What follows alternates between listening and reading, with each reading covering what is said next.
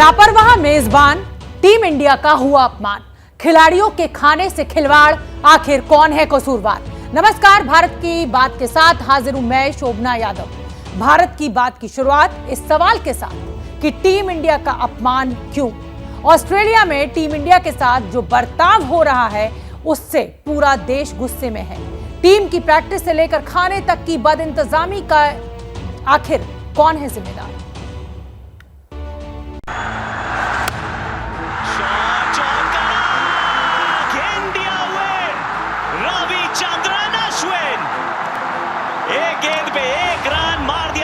चौका, पाकिस्तान को पटखनी देकर किया धमाकेदार आगाज। अपने बल्ले से यहाँ इतिहास लिखा है कोहली ने, वो बल्ले से जीत का पैगाम लिखा है। लेकिन अब है टीम इंडिया के धुरंधर नाराज।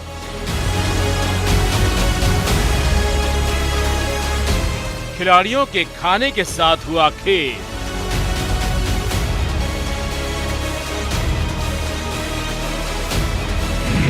प्रैक्टिस पर भी लगा बद इंतजामी का दाग।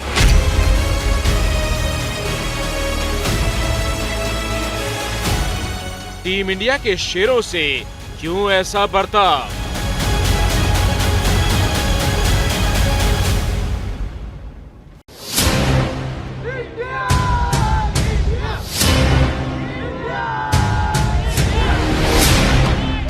$140 करोड़ लोगों की उम्मीदों और सपनों को पूरा करने के लिए टीम इंडिया ऑस्ट्रेलिया में है।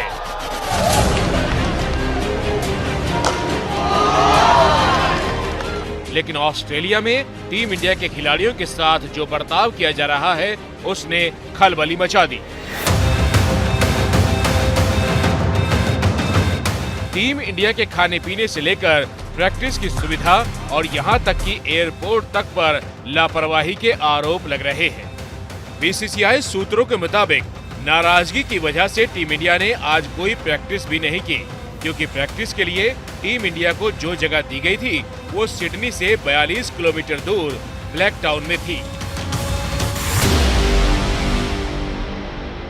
प्रॉब्लम ये हुआ कि जो अल्टरनेटिव अरेंजमेंट्स किए गए थे वो ब्लैक टाउन में किए गए थे, जो इंडियन टीम के होटल से 42 किलोमीटर की दूरी पे है।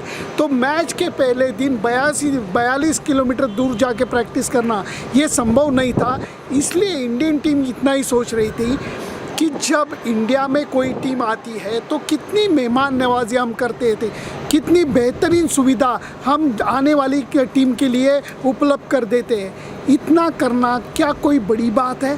बिल्कुल नहीं। बीसीसीआई सूत्रों के मुताबिक टीम इंडिया मैच से एक दिन पहले 42 किलोमीटर का सफर तय करके प्रैक्टिस करने नहीं जाना चाहती थी। इसलिए बुधवार को टीम ने प्रैक्टिस करने से मना कर दिया। टीम इंडिया को कल नीदरलैंड्स के खिलाफ T20 विश्व कप में अपना दूसरा मैच खेलना है। नीदरलैंड्स की चुनौती भले ही इतनी बड़ी नहीं हो, लेकिन मैच से पहले टीम के खिलाड़ी अपनी पूरी तैयारी कर सकते थे, जिस पर दूरी की वजह से अब ग्रहण लग गया।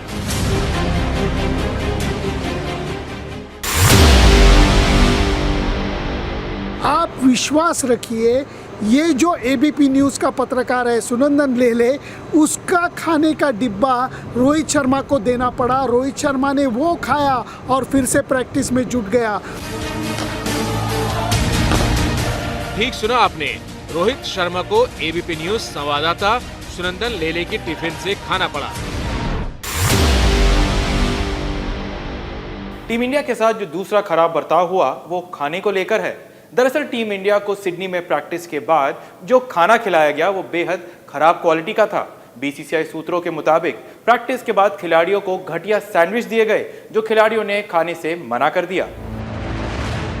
दरअसल टीम इंडिया को प्रैक्टिस के दौरान खाने के लिए मेन्यू में फलाफल, सैंडविच और फ्रेश फ्रूट्स मिले थे, लेकिन मिला सिर्फ सैंडविच और वो भी ठंडा, जिसे खिलाड़ियों ने नहीं खाया। जब मैनेजमेंट की तरफ से बेसिक खाना भी मुहैया नहीं किया गया, तब कप्तान रोहित शर्मा ने एबीपी न्यूज़ संवाददाता सुनंदन लेले की टिफिन से खाना खाया। जब नीदरलैंड्स के मैच के पहले इंडियन टीम यहाँ सिडनी क्रिकेट ग्राउंड पे प्रैक्टिस करने आई तो बेसिक खाने का इंतज़ाम भी नहीं था। आप विश्वास रखिए, ये जो एबीपी न्यूज़ का पत्रकार है सुनंदन लेले, उसका खाने का डिब्बा रोहित शर्मा को देना पड़ा। रोहित शर्मा ने वो खाया और फिर से प्रैक्टिस में जुट गया।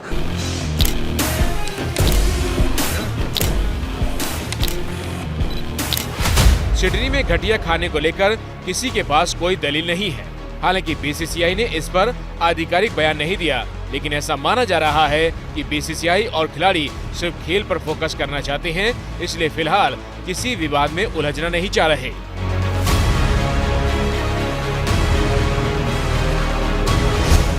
अगर प्रोटोकॉल की बात करें तो सारी जिम्मेदारी आईसीसी की है।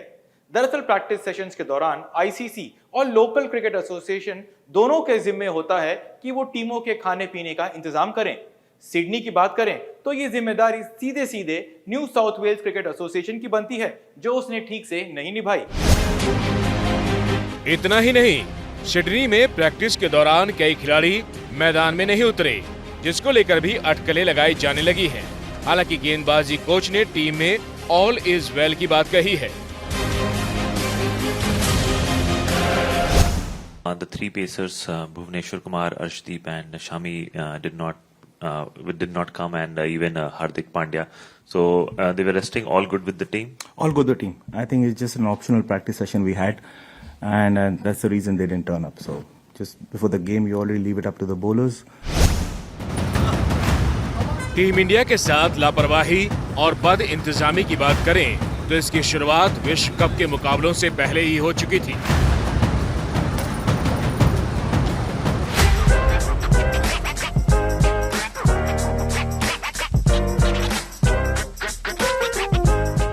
ये 15 तारीख की तस्वीरें हैं जब T20 विश्व कप में हिस्सा लेने सभी टीम के कैप्टन मेलबर्न में फोटोशूट और प्रेस कॉन्फ्रेंस के लिए पहुंचे थे। लेकिन इस दौरान टीम इंडिया के कैप्टन रोहित शर्मा के साथ जो कुछ हुआ उस पर आप यकीन नहीं कर पाएंगे।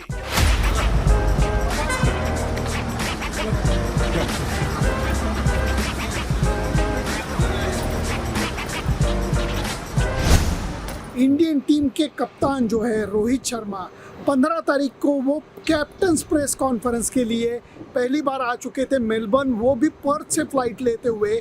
तो ना कि एयरपोर्ट पर उनको कोई रिसीव करने वाला था, ना कि प्रेस कॉन्फ्रेंस छोड़ने का होने के बाद एयरपोर्ट पर छोड़ने के लिए कोई इंतज़ाम था।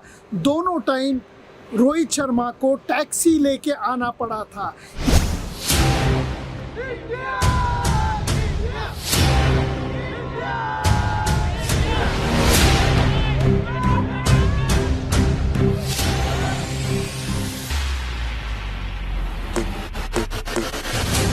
विश्व कप में टीम इंडिया के साथ एक के बाद एक लापरवाही हो रही है। इसको लेकर सवाल तो उठते हैं कि भारत में क्रिकेट का दर्जा धर्म से कम नहीं है और टीम इंडिया और कप्तान रोहित शर्मा के साथ जो बर्ताव किया जा रहा है वो हरगिज काबिले कबूल नहीं है। जब भी इंडिया को खेलने का मौका मिलेगा मेरे लिए वो बड़ा ओकेजन है। इंडिया के लिए हर मैच खेलना मुझे पता है कि कितना इम्पोर्टेंट है और उसके साथ साथ कितनी चीज़ें आती है और एक बड़ा ऑनर है। पिछले साल दुबई में भारत की मेजबानी में T20 विश्व कप हुआ, जिसमें किसी खिलाड़ी को यहां तक कि किसी दर्शक को भी शिकायत का मौका नहीं मिला। ऐसे में ये आईसीसी और ऑस्ट्रेलिया के बोर्ड्स को सीखने की जरूरत है कि कोई भी बड़ा इवेंट कैसे करवाते हैं।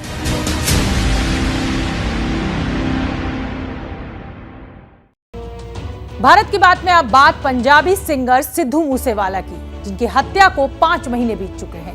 कई गिरफ्तारियां भी हो चुकी हैं, लेकिन वक्त बीतने के साथ साथ कई कड़ियां जुड़ती जा रही हैं। अब सिद्धू मूसेवाला मर्डर में उनकी मुंह बोली बहन की एंट्री हुई है। क्या सिद्धू मूसेवाला की मुंह बोली बहन इस केस में नया खुलासा करेंगे? पता नहीं जी कौन सा नशा करता है, यार मेरा हर एक से वफा करता है। छुप छुप के बेवफाइयों वाले दिन चले गए, आंखों में आंखें डाल के दगा करता है। इस गाने के जरिए ये आवाज सिर्फ 1 साल में YouTube पर 850 मिलियन व्यूज का आंकड़ा पार कर चुकी है। और दुनिया अगला के शर्म दा पर्दा कदे इस फुल ते कदे उस फुल ते यार मेरा तितलियां वर्गा। युवाओं पर इसका ऐसा फीवर चढ़ा कि इंस्टाग्राम रील्स और यूट्यूब शॉर्ट्स की शक्ल में ये गाना सोशल मीडिया पर हर तरफ वायरल हुआ। तेनू जान दी ना जानी वे दुनिया जे जानदा कोई इज्जत नहीं करदा। इस गाने को गाने वाली सिंगर अफसाना खान एक बार फिर चर्चा में है, लेकिन इस बार वजह गाना नहीं है, NIA है, जिसने आज अफसाना खान को सिद्धू मूसेवाला हत्याकांड में जांच के लिए तलब किया। सिद्धू मूसेवाला हत्याकांड में अफसाना खान NIA के सामने क्यों पेश हुई, इसके लिए आपको सिद्धू मूसेवाला और अफसाना खान के रिश्ते को समझना होगा। ये पंजाबी सिंगर अफसाना खान का वेरीफाइड इंस्टाग्राम पेज है। डीपी में जो फोटो लगी है उसमें अफसाना सिद्धू मूसेवाला को गले लगाते नजर आ रही है और अपने बायो में अफसाना ने लिखा है, बड़े भाई सिद्धू मूसेवाला हमेशा मेरे दिल में है और हमेशा मेरे साथ है।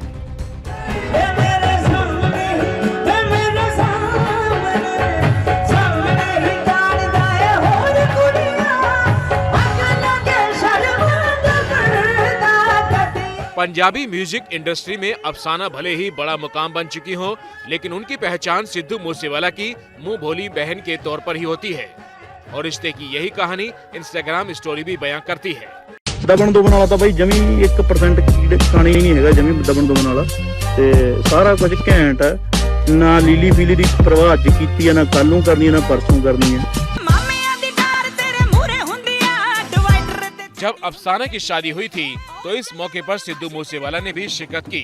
दोनों के बीच भाई बहन वाले रिश्ते की गर्मजोशी भी खूब देखी गई।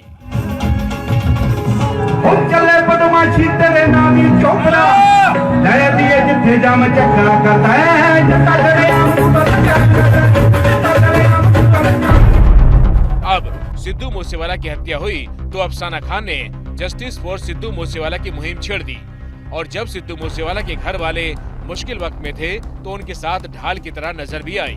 सारी उम्र तू बापू मेरा करया हुण बोझ तू मैनू दे दे तेरे रौलियां दा। सिद्धू मूसेवाला हत्याकांड में आज NIA ने मूसेवाला की इसी बहन से 5 घंटे से ज्यादा पूछताछ की। बताया जा रहा है कि NIA ने देश भर में गैंगस्टर पर जो रेड की थी उस छापेमारी में अफसाना का नाम भी सामने आया है, जिसके बाद NIA ने नोटिस जारी कर अफसाना को पूछताछ के लिए बुलाया। मेरा मैं लोग कहते हैं मुंह बोली भैन है, मैं मुंह बोली भैन हाँ, मैं जिद्दां दी मर्जी भैन हाँ बाई दी। मैं कहनी कि मेरी भी NIA इन्वेस्टिगेशन हुई है तां जिन्ने भी क्लोज सी सारिਆਂ ਦੀ ਹੋਵੇ, ਸਾਰਿਆਂ ਨੂੰ ਪੁੱਛ ਕੇ ਹੋਵੇ, ਵਧੀਆ ਗੱਲ ਆ। ਮੈਂ ਤਾਂ ਪ੍ਰਾਊਡ ਕਰਦੀ ਆ ਕਿ ਮੈਨੂੰ ਪੁੱਛਿਆ ਗਿਆ ਔਰ ਮੈਂ ਦੱਸਿਆ ਕਿਉਂਕਿ ਕਾਫੀ ਲੋਕਾਂ ਦੇ ਵਹਿਮ ਸੀ ਕਿ ਇੰਨੀ ਖਾਸ ਸੀ ਖਬਰ ਇਹ ਨਾ ਹੋਵੇ, ਉਹ ਵੀ दूर हो गए। सूत्रों के मुताबिक गैंगस्टर गोल्डी बराड़ के भाई गुरलाल बराड़ ने अफसाना खान को अपने लिए गाना गाने को कहा था, लेकिन गाने के बदले में पैसे देने से इनकार भी कर दिया था। अफसाना खान ने ये बात सिद्धू मूसेवाला को बताई थी। सूत्रों की माने तो इसके बाद गुरलाल बराड़ को बम्बीहा गैंग की तरफ से धमकी भी दी गई और 1 हफ्ते बाद चंडीगढ़ में गुरलाल बराड़ की हत्या भी कर दी गई। इसी साल 29 मई को पंजाब के मानसा में सिद्धू मूसेवाला की हत्या की गई थी। हत्या की जिम्मेदारी गैंगस्टर लॉरेंस बिश्नोई के करीबी गोल्डी बराड़ ने ली थी। सूत्रों के मुताबिक जब सिद्धू मूसेवाला को धमकी भरे कॉल आ रहे थे तब उसने यह बात अपनी मुंह भोली बहन अफसाना को बताई थी। बम्बीहा गैंग और बिश्नोई गैंग दोनों ही एक दूसरे के जानी दुश्मन हैं। NIA के सूत्रों की माने तो अफसाना खान का नाम बम्बीहा गैंग के साथ सामने आने के बाद ही उसे पूछताछ के लिए बुलाया गया था। दरअसल NIA की टीम म्यूजिक इंडस्ट्री में गैंगस्टर्स के दखल और वर्चस्व को लेकर भी जांच कर रही है। हालांकि अफसाना खान ने गैंगस्टर्स से संबंध को लेकर किसी भी तरह की पूछताछ होने से साफ इनकार किया है। NIA के सवालों का सामना कर चुकी अफसाना खान बिग बॉस के घर में भी दस्तक दे चुकी है और वो NIA की जांच एजेंसियों के सवालों का सामना कर रही है। क्या अपने जवाबों से अफसाना सिद्धू मूसेवाला केस में कोई नया खुलासा कर सकती है? बुलेटिन में अब बात अजीबोगरीब मेले की करेंगे जो मध्य प्रदेश के चित्रकूट में लगता है और जिसमें गधों की खरीद और बिक्री होती है और ये परंपरा आज मुगलों के काल से चली आ रही है।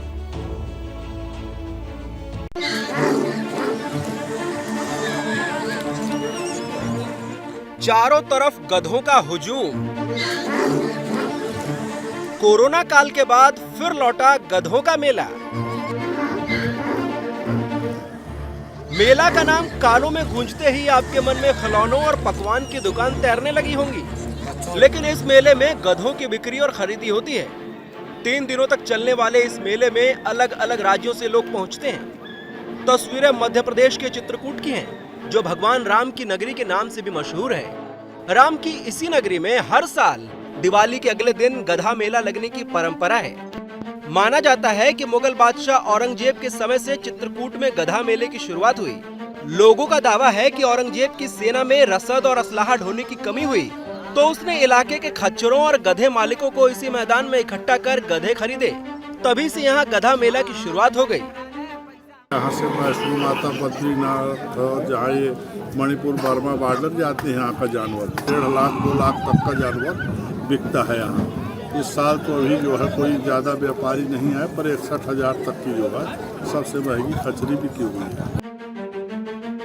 खच्चरों के इस मेले की दिलचस्प बात ये कि यहाँ बिकने वाले गधों के नाम फिल्म अभिनेताओं, खिलाड़ियों और नेताओं के नाम पर होते हैं, जिनकी बोली लाखों रुपए में होती है। खरीद बिक्री के अलावा इस मेले में आम लोग भी शिरकत करते हैं।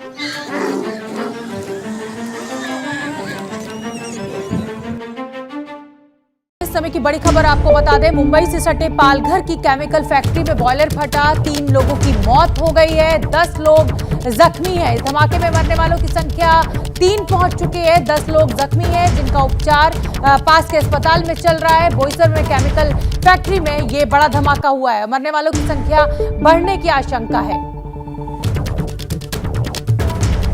तो पालघर धमाके में मरने वालों की संख्या 3 पहुंची, 10 के करीब लोग घायल हैं। बोईसर केमिकल फैक्ट्री में ये धमाका हुआ है, मरने वालों की संख्या बढ़ने की भी आशंका है।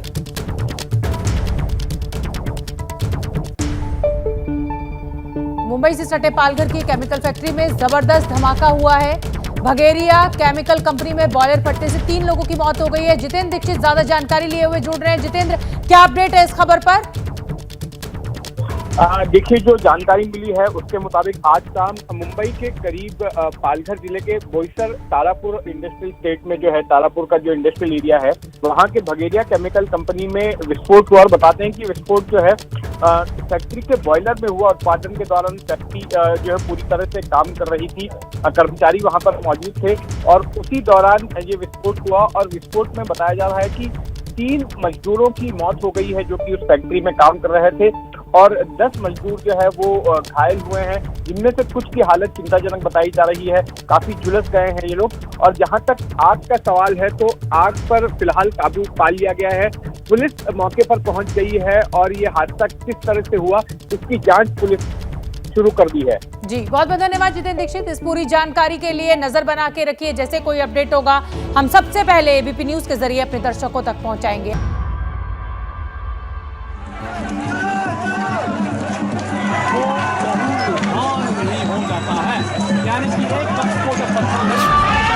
दिवाली के त्योहार पर खून की होली खेलने की ये होड़ क्यों मची है?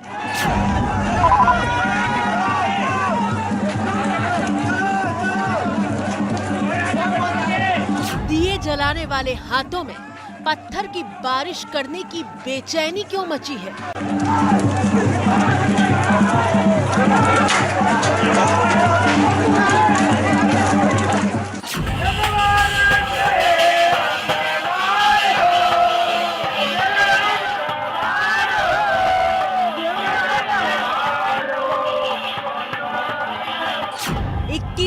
सदी के हिंदुस्तान में जहां फैसले कोर्ट में होते हैं, वहां सांपों की ऐसी अदालत क्यों बुलानी पड़ी है?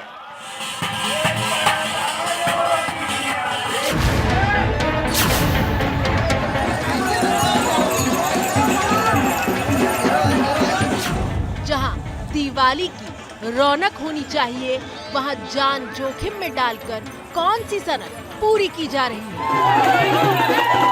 आखिर दीपावली पर अंधविश्वास का यह अंधेरा क्यों पसरा है?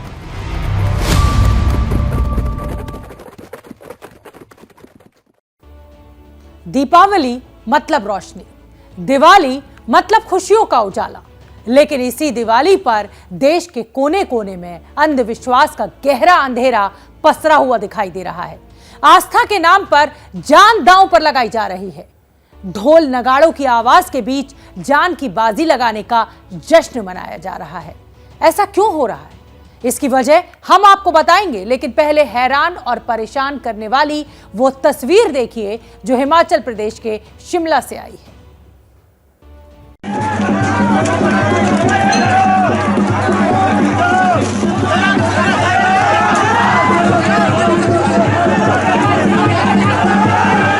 पूरी ताकत के साथ एक दूसरे पर पत्थर बरसाए जा रहे हैं।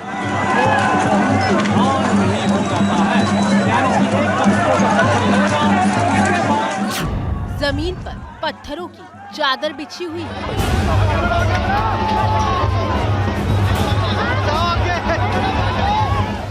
आमतौर पर ऐसी तस्वीरें किसी विरोध प्रदर्शन या फिर हिंसा के मौके पर आती हैं, लेकिन यहाँ ना तो विरोध प्रदर्शन हो रहा है और ना ही किसी तरह की हिंसा।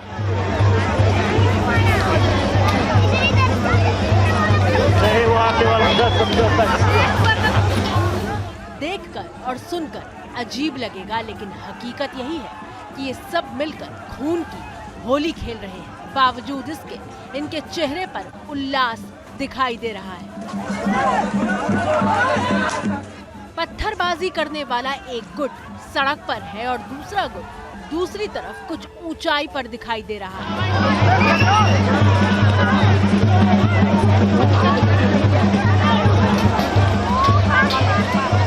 पीछे से ढोल नगाड़ों की आवाज भी सुनाई दे रही है।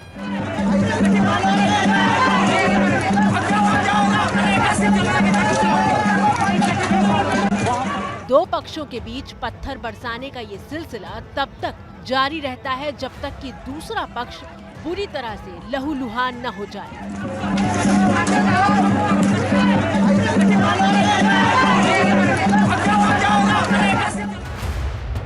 तस्वीरें हिमाचल प्रदेश की राजधानी शिमला से 30 किलोमीटर दूर धामी की हैं, जहां पत्थर वाले मेले का आयोजन हुआ।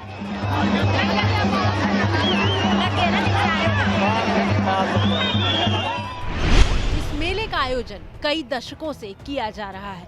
दीपावली के दूसरे दिन मेले का आयोजन होता है। दो पक्षों के बीच जमकर पत्थर की बरसात होती है। एक पक्ष के लहूलुहान होने के बाद पत्थरबाजी रुकती है और इसके बाद मां भद्रकाली को खून का तिलक लगाया जाता है। ये जोरदार पत्थरों की बरसात हो रही है और ये जो परंपरा है सदियों से निभाई जा रही है। ये जो चबूतरा देख रहे हैं ये मां भद्रकाली का चबूतरा है और इसी पर जो व्यक्ति लहूलुहान हो जाएगा उसका खून का तिलक लगाया जाएगा और ये मेला संपन्न हो जाएगा।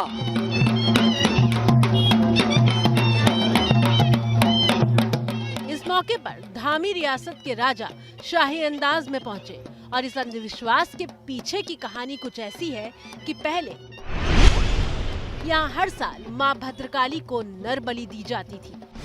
धामी रियासत की रानी ने सती होने से पहले नरबलि को बंद करने का हुक्म दिया था। नरबलि बंद होने के बाद पशु की बलि शुरू हुई। कुछ दशकों पहले इसे भी बंद कर दिया गया और फिर पत्थरों का मेला शुरू हुआ, जहां जान ही दांव पर लगने लगी। पत्थर लगने के बाद जब चोट लगकर खून निकलने लगता है तो सती माता के चबूतरे पर भी खून चढ़ाने की परंपरा है।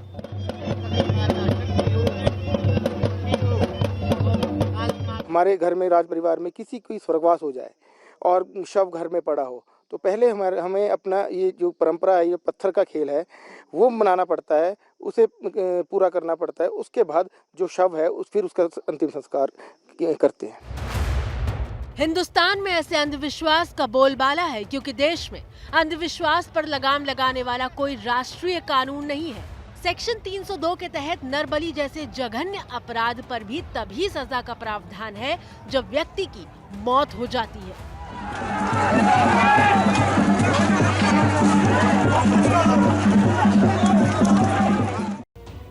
और राष्ट्रीय कानून नहीं होने का नतीजा यह होता है कि विज्ञान और विकास के रास्ते पर आगे बढ़ने वाले हिंदुस्तान में सांप की अदालत बुलाई जाने लगती है। अंधविश्वास का आलम यह है कि बाकायदा मंदिर में पेशी होती है और सांप आकर बताते हैं कि इंसान से क्या गलती हुई थी, जिसकी सजा के तौर पर उन्हें सांप ने काटा था।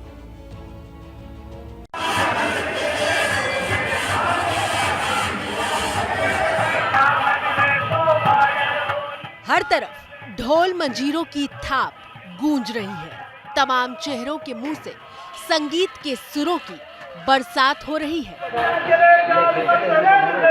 और इस पूरे माहौल में बदहवास सी हालत में एक महिला दिखाई दे रही है।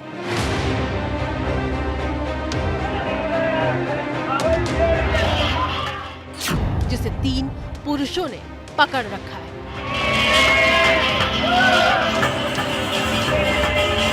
लेकिन इस पूरी तस्वीर में सबसे ज्यादा चौंकाने वाला है ये हिस्सा, जिसे देखकर आपका मन विचलित हो सकता है। बावजूद इसके ये तस्वीरें दिखानी जरूरी है, क्योंकि हिंदुस्तान को हकीकत बतानी जरूरी है।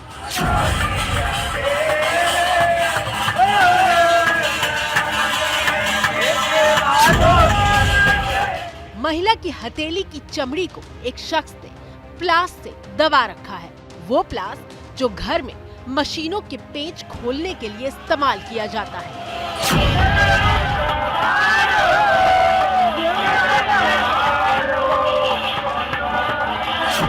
साफ दिखाई दे रहा है कि महिला दर्द से कराह रही है, लेकिन अंधविश्वास के मेले में जुटी भीड़ को इस बात से कोई फर्क नहीं पड़ता।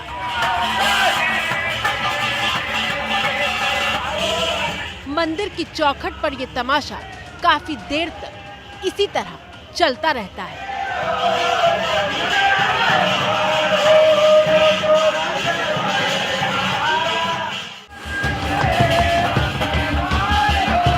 अंधविश्वास का ये तमाशा होता क्यों है, उसकी पूरी वजह भी जान लीजिए। ये तस्वीरें मध्य प्रदेश की राजधानी भोपाल से सटे सीहोर की हैं, जहां भगवान राम के मंदिर में हनुमान जी की प्रतिमा के सामने दिवाली के दूसरे दिन हर साल सांप की अदालत बुलाई जाती है। यहाँ वो लोग पहुँचते हैं जिन्हें सांप ने काटा होता है। इस विचित्र अदालत में मुख्य भूमिका निभाने वाले मंदिर के पुजारी और तमाम लोगों का मानना है कि सांप इंसान के जरिए ये बताता है कि उसने उन्हें क्यों काटा था। और बदहवासी की हालत में जो लोग दिखाई दे रहे हैं वो इसलिए क्योंकि उनके शरीर में नागों का आना शुरू हो चुका है। जैसे किसी को सांप काट खाता है तो पहले उसको मंदिर में आता है, फिर उसको झाड़ते हैं, वो ठीक हो जाता है। फिर वो दीपावली की पड़मा की हम बेल बांध देते हैं उसको, तो वो जब तक उसको कोई तकलीफ नहीं होती है। फिर उसके बाद यहाँ उसको बुलवाते हैं, शरीर में आता है और फिर उसके बाद जो स्थिति बनती वो बताता है वो, और फिर उसके बाद उससे जो दो बयान हो जाते हैं हमारे, उसके वचन हरवा लेते हैं उससे, फिर वो उसके घरे चले जाता है। ये प्रसाद बांट के अपने घरे चले जाते हैं। रायसेन से लेकर होशंगाबाद तक और विदिशा भोपाल से लेकर हरदा तक तमाम जिलों से भारी भीड़ सीहोर के इस मंदिर में पहुंची थी। सीहोर के ही रहने वाले सुनील राठौर अपनी पत्नी को लेकर पहुंचे थे। सुनील राठौर ने तो अजीब कहानी सुनाई। उनकी पत्नी को नागिन ने काटा था। 1 साल पहले वो बेल बंधवाने आए थे, आज वो बेल चढ़ाने आए हैं। नागिन ने बताया कि उनकी पत्नी ने नागिन की पर पैर रख दिया था, इसलिए उसे काटा। सुनील राठौर के मुताबिक नागिन ने वादा किया है कि अब वो उसकी पत्नी को कभी नहीं डसेगी। इसी सोच का नतीजा है कि आज भी हिंदुस्तान में जादू टोने की वजह से लोगों की जान चली जाती है। 2019 में जादू टोने ने 109 लोगों की जान ले ली। 2020 में अंधविश्वास 88 मौतों की वजह बना, जबकि 2021 में 68 लोगों को अंधविश्वास लील गया। शिमला में आस्था के नाम पर पत्थर बरसाए गए, सीहोर में सांपों की अदालत लगी और अब आपको उज्जैन की भी तस्वीरें दिखा देते हैं, जहां लोक परंपरा के नाम पर अंधविश्वास का खूनी खेल खेला गया।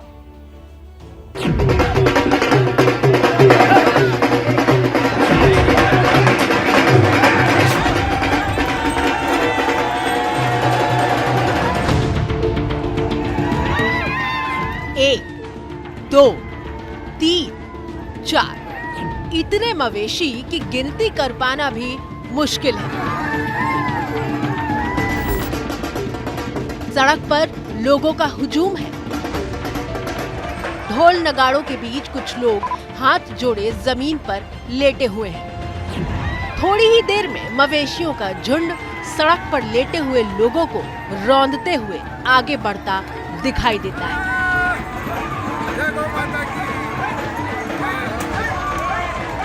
तस्वीरें देखकर मुंह से आह निकलती है। मन में सवाल आता है कि आखिर क्यों ये लोग सैकड़ों किलो वजन वाले मवेशियों के पैरों तले आने को तैयार हैं? ऐसी क्या वजह है कि 700 किलो वजन वाली गाय से खुद को कुचलवाने के लिए तैयार है? तो इस सवाल का जवाब यह है कि आस्था के नाम पर अंधविश्वास की अंधी दौड़ लगाई जा रही है। मध्य प्रदेश के उज्जैन से आई ये तस्वीरें विचलित कर सकती है, लेकिन महाकाल की नगरी में ये लोक परंपरा का वो हिस्सा बन गया है जो दशकों से इसी तरह निभाया जा रहा है।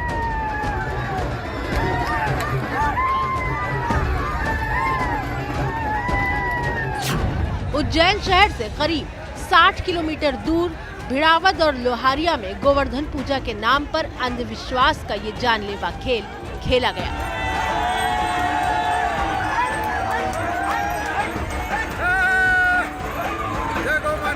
दीपावली पर्व के आसपास मध्य प्रदेश के कई जिलों में ऐसी अंधविश्वास की परंपरा का निर्वहन किया जाता है जिसके जरिए लोग जान का जोखिम उठाते हैं और उनकी मान्यता है कि यदि वे परंपरा का निर्वहन नहीं करेंगे तो गांव में संकट आ जाएगा, उनके ऊपर खतरा आ जाएगा। इसी के चलते इसी परंपराओं का निर्वहन होता है जिसमें लोग गाँव की मुख्य सड़क पर लेट जाते हैं और उनके ऊपर से मवेशी गुजारे जाते हैं।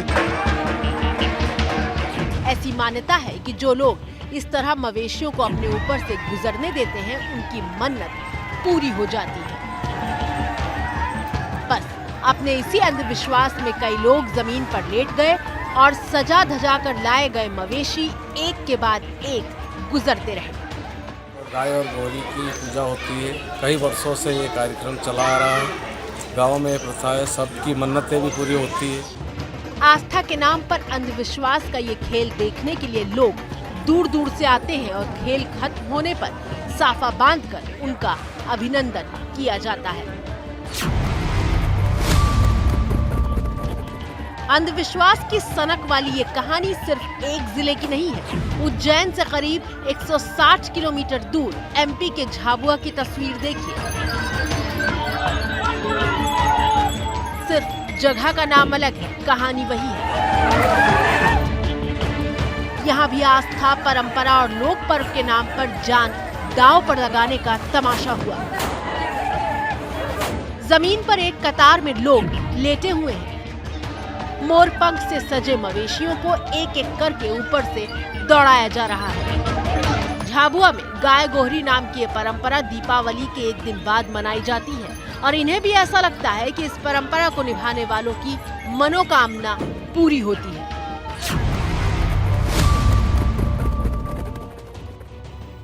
तो भारत की बात में मेरे साथ इतना ही। मुझे दीजिए इजाजत, कल फिर होगी आपसे मुलाकात।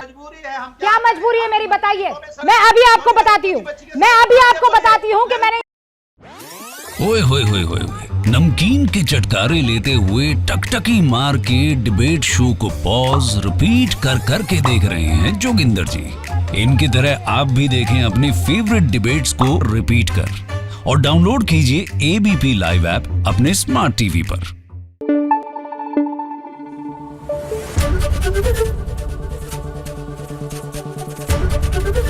एबीपी न्यूज आपको रखे आगे।